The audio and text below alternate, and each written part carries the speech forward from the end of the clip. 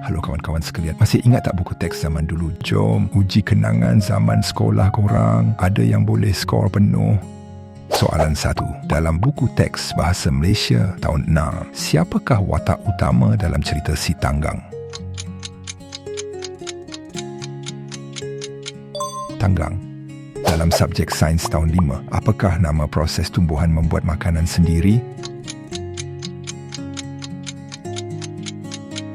Fotosintesis. Korang dapat dua-dua setakat ni? Kalau ya, komen Aku Legend. Jom teruskan. Dalam buku teks Geografi tingkatan 1, apakah ibu negeri Perak?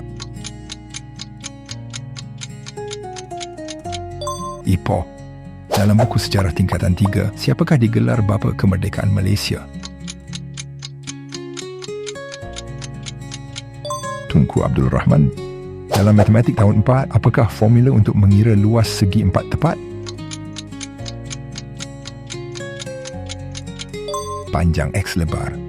Dalam buku teks Pendidikan Moral tahun 6, nilai manakah berkaitan dengan berani mempertahankan kebenaran?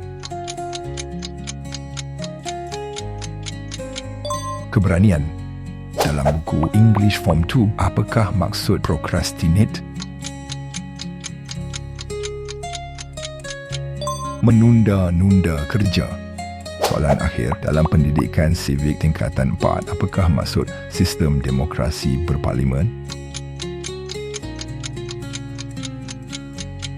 Kerajaan dipilih oleh rakyat melalui pilihan raya. Tamatlah kuis. Jadi berapa soalan yang korang dapat? Kalau 88, tahniah, korang layak jadi cikgu nostalgia. Komen skor korang dan share dekat kawan-kawan. Jangan lupa like, share dan subscribe. Next aku nak buat kuis rancangan TV zaman kecil kita. Jumpa lagi.